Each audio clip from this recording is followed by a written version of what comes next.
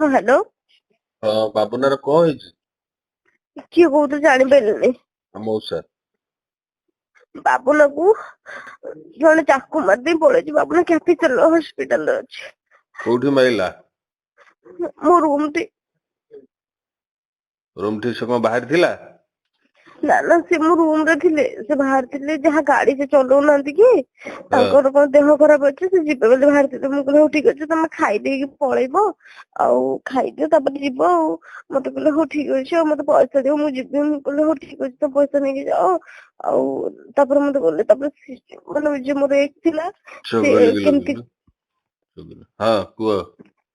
ଯେ ମୋର ଏକ୍ସ ଥିଲା ସେ ଜାଣିକି କେମିତି କଣ ମୁଁ ଜାଣିନି ସେ ଆସିକି ତ ମୁଁ ତାକୁ କାର କହିଲି ଏକ୍ସ ମୁଁ ଥିଲା? ମାନେ ମୋର ଆଚ୍ଛା ହଁ ତ ସେ ତାଙ୍କୁ ଚାକୁ ମାଡ଼ କରିଦେଇଛନ୍ତି।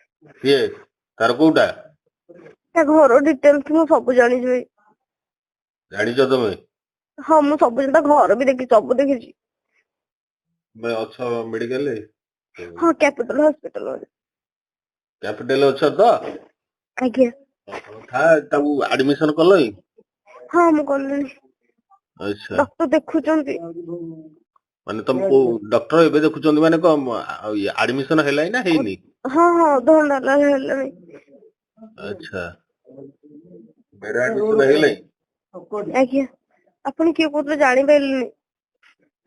ହଁ ମଉସା ତାଙ୍କ ମଉସା ବୋଲେ କହୁଛି 6 ନମ୍ବର ମଉସା। କଣ ରଣପୁର ହ୍ୟାଲୋ ରଣପୁର ରଣପୁର